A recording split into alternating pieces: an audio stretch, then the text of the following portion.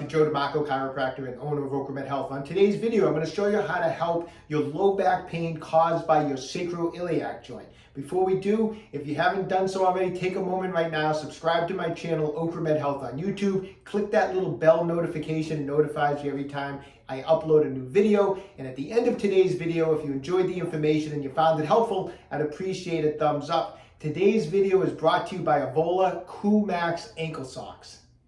So I've been loving these Avoalre Coolmax ankle socks since I started wearing them to work out. I wear them when I go running. They're made out of 30% cotton, 35% nylon, 5% lycra, so it has a nice fit to them. They don't move around when you put your sneakers on. And they're also made with 30% Coolmax fiber. Now the Coolmax fiber prevents the moisture from building up when you're working out on the socks. The Coolmax fiber provides optimum temperature and moisture management, and you can really feel the difference between these socks and a regular pair of cotton socks. They don't get wet with sweat when you're running, where your feet start to feel uncomfortable. The other thing about these socks is they're durable along with being soft, because there's they use a 200 needle knitting technique, which lasts 3 times longer than other socks that normally have like a 96 needle knitting, or they'd use 144 needle knitting on other socks. So this has 200 needle knitting, and so it's a much more durable sock. You notice when you wash them, they don't tend to wear out and thin out or anything like that. The sock also has targeted zone cushioning. So there's extra cushioning along the heel and along the ball of the foot, which makes it very comfortable when you're working out. They're very breathable socks. There's a mesh ventilation to the socks, which increases the breathability of the socks by 30%. So go over to Amazon, pick up a 3-pack of these unbelievable socks. I have the link down below with a coupon code. You're going to really enjoy these socks when you work out, when you run, when you ride your bike. They're awesome. So get a 3-pack now. So as a chiropractor for over 31 years, I have seen a lot of low back pain that's being caused by the sacroiliac joint. When that happens, we call that usually an SI joint dysfunction. And I want to share with you some of my experience as far as what needs to be done in order to remedy this problem. Before we do, let's talk a little bit about the anatomy so we understand what we're dealing with here. If we were to look from behind here at the body, this is what we're looking at here on the model. This is our tailbone right here, or what's known as the sacrum. And now basically the sacroiliac joint is where the pelvis hooks in on each side. And it forms a joint on each side known as the sacroiliac joint. Now, unlike the shoulder that can swing around and do 360s, there's very little motion of these sacroiliac joints. They basically do a nodding motion, or what's known as nutation, where they just rock slightly back and forth. However, that slight motion is so important for normal body motion. If I want to bend down to pick something up, or I'm doing any type of motion involving the lower back, it's critical that these sacroiliac joints are doing that slight motion. If they don't, a lot of stress is placed into the lower back. And of course, that's where we run into problems. Oftentimes, the problem is either the left or the right, it's usually one or the other, loses motion and gets kind of basically locked up in there, and the SI joint loses its normal motion. Now, there are times when, after an injury, you can actually have too much motion in the SI joint, which is bad also. But we're going to talk more today about when one of the SI joints basically locks up in there, okay? So we lose motion in that sacroiliac joint.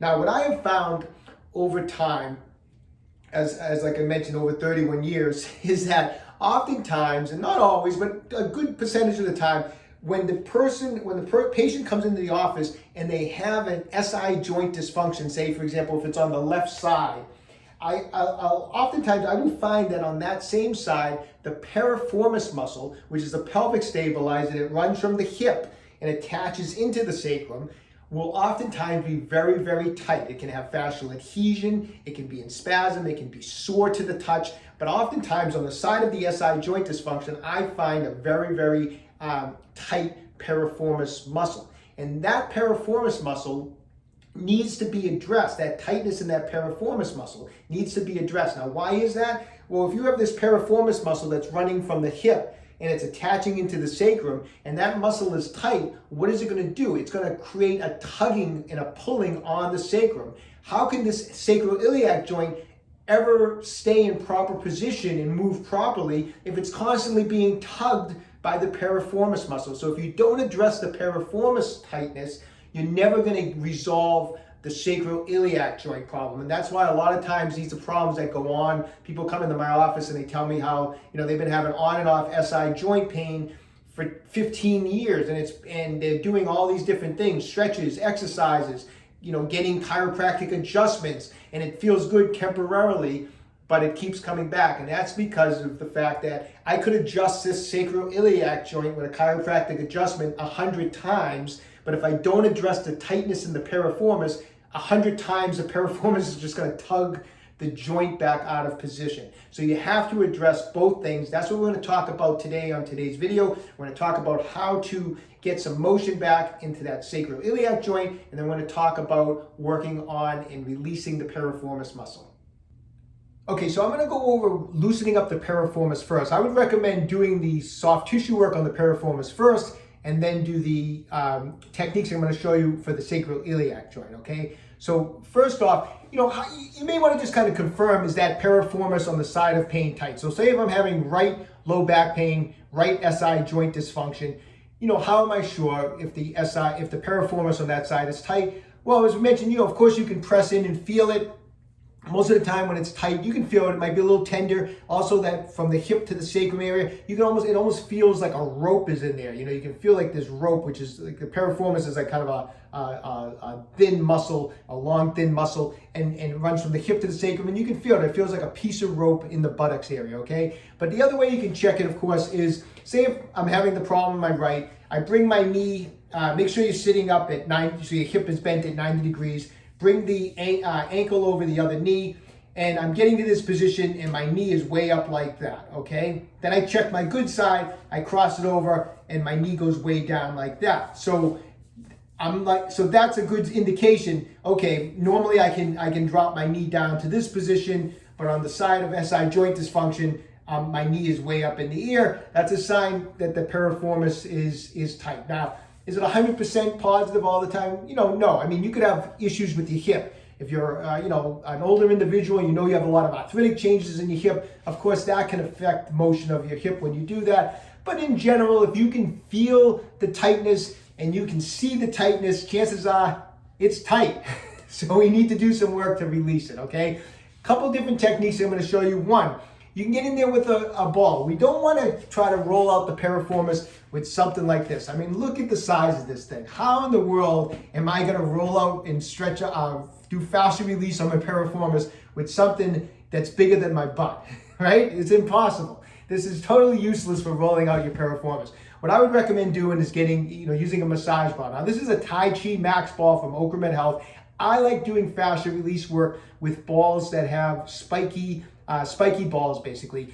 You can get in there with a lacrosse ball or a tennis ball, but it's smooth. And although you will stimulate blood flow, you're not going to get the release work that you can with the spikes, okay? So I recommend using something that looks like this when you're doing fascia release work. Perfect size. It's going to be able to fit between the sacrum and the hip, unlike that huge roller.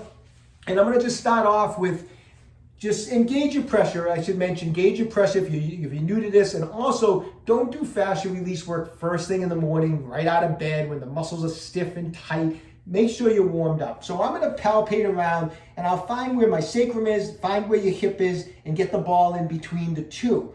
You'll know if you're on the bone. It's going to be very uncomfortable. You'll feel if you're on the bone. A lot of times people say, well, I'm not sure where to put it.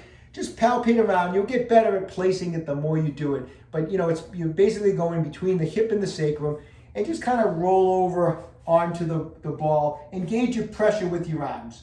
Once you're on the piriformis muscle, just start doing some motion, side to side, up and down, and spend about 30 seconds with the ball, with your body weight down onto the ball. And after about 30 seconds, just move the ball over half an inch or so and go back on it for another 30 seconds and just gently create some motion. Like I said, different directions, back and forth, side to side. And you may want to just put it in, say like 2 or 3 different spots. After you've been doing it for a while and you feel a little more confident, you're feeling a little bit better, we're going to add a little stretch to the muscle while we do it. Now, the piriformis is an interesting muscle. When the hip is actually less than 90 degrees of flexion, the piriformis actually is an external rotator of the hip. But when you bring the hip to 90 degrees and past 90 degrees, the piriformis actually internally rotates. So the way we place it into a stretch is have the hip at 90 degrees and cross that ankle over the other knee. And now I have a stretch on the piriformis. Now if I have it with a stretch and I get back on the ball, I'm going to get a little more intense fascia release work. So you may not want to start off with this type of technique, but once you feel comfortable, add the stretch to it. Put the ankle over the other knee, get the ball on the piriformis, and just repeat about 30 seconds on the muscle, kind of wiggling it around in different directions, move it over a half an inch. Like I said, maybe hit about 3 different spots. So it'll be a little more intense type of work. Another great way to get to that piriformis is with a massage gun. Everyone has massage guns these days, right? So let's show you how to use it. This is the SRI 3.0 from OcraMed Health. It has 8 attachments, but I'm gonna recommend, I like to get in there with like a pretty intense, like a small bullet type of attachment on the gun. And what you can do with this is just kind of lean over between the hip again and the sacrum. If you know you'll be on the bone, when you put a massage gun on a bone, it just kind of basically bangs off of the bone. So you'll know when you're on the bone. But I'll just kind of lean over this way and I'll massage through between the hip and the sacrum. And you'll know when you're on that piriformis. Like I said, usually if you have this problem, the piriformis is very tight. You might feel like some knotting in there. And I'll spend some time, a couple minutes, just kind of going over the piriformis muscle. Now, if I come across a really tight knot, what I will do with the gun is I will actually take it, put firm pressure in, really try to, with as much I can handle, I will put firm pressure right into that knot. And I'll hold it there for about 60 seconds. And it's an excellent way to break up that knot. A lot of times after about 60 or even 90 seconds on one knot, when you get done with it, it almost feels like the knot melted away. So it's an excellent way of working it. What's better, the massage gun or the ball? If you have both, I would spend a little time with both. Do a little rolling with the ball, hit it with the massage gun. They're both excellent ways to loosen up the piriformis. Now that we have that loose, we can move on to the techniques for the SI joint. How often should you do the fascia release work? I would do it every day. However, if you do have a day where you get really intense and you really dig in there and you have a real intense day and you're gonna be sore the next day, then of course skip a day. Okay, let's go over some techniques to try to get those sacroiliac joints moving properly and loosened up. I'm gonna have you lie right on your back, just like this. You notice I have my head up as I'm talking to the camera, but you may wanna just put your head back or put a pillow under your neck just so you're not straining your neck. Have both legs out straight. I'm gonna have you bring say I'm working on my right SI joint, bring the right leg up to 90 degrees, the knee's at 90 degrees, okay? Grab the knee either here or under here, and what you're gonna do is you're gonna be pushing the leg out, but you're gonna use your arms so that it can't move. So you're gonna do an isometric contraction. So I'm pushing out, but I'm gonna resist with my hands. And here's what we're gonna do. We're gonna push out for 10 seconds. 2, 3, 4, 5, 6, 7, 8, 9, 10. Then relax it and pull your knee all the way back as far as it can to your chest. Hold that for 10 seconds. 1, 2, 3, 4, 5, 6, 7, 8, 9, 10. Bring it all the way back, and we're going to repeat it. We're going to go 10 seconds here, 10 seconds back. We're going to do it 3 times on this leg. Even though if the left one feels good, I would just repeat it on the other leg also. So do 3 sets here, 3 sets there. After you've done both legs, take something like a yoga block or a pillow. I want you to put it between your knees, and we're going to squeeze it together as hard as we can for 10 seconds. 1, 2, 3, 4, 5, 6, 7, 8, 9, 10. Take a second or two and go again. And we're going to do that 3 squeezes for 10 seconds. Okay, that's technique number 1. Here's technique number 2. Okay, so for the second technique, grab a broomstick or a piece of PVC pipe or something like that. And you're going to lie again on your back. I'm going to take this I'm going to put it under my right leg and on top of my left leg like that, okay? So I'm going to have it running through my legs. My knees are up. My hips are bent at about 90 degrees. I'm going to hold the broomstick. This technique, this time I'm going to push away with this leg and I'm going to pull up with the opposite leg. So I'm pushing this way, this leg's pushing that way, and this leg's coming up. But I'm stopping the motion with the broomstick, okay? And I'm gonna do that. I'm gonna push away with this, pull up with this, and I'm gonna do it as hard as I can, or as long as it's comfortable. Just do it 10 seconds. 1, 2, 3, 4, 5, 6, 7, 8, 9, 10, and let it release. Take a couple seconds. We're gonna do it 3 times. Then what we're gonna do is we're gonna switch it up. Now it's behind my left leg. It's on front of my my right leg. So this leg is coming towards me and this leg is being pushed away from me, and I'm stopping the motion with the broomstick. We're gonna do it 3 times on that side. After you've done 3 times on both sides, go right back to that yoga block or pillow. Again, between your knees, squeeze it together for 10 seconds as hard as you can. Activate those muscles. Relax for a second or two, and then 2 more times for 10 seconds each. So start off with technique number 1. Go through it. As long as if everything feels really good, go on to technique number the second technique that I just showed you with the broomstick. Every day, the next 30 days, I want you running through these techniques, and then at the end of 30 days, see how it feels. You can kind of retest the area. You know, after you're doing the work on the piriformis and you're doing the technique. Hopefully you're going to start noticing a decrease in pain, but also you'll check the motion and see if this knee all of a sudden starts dropping down further than it was 30 days before. Leave me a comment in the comment section down below after working these techniques for 30 days. I'd love to know how your SI joint pain is doing, how the piriformis is feeling. Just like to know how you're making out, but let me know after 30 days of working these techniques how it's working for you.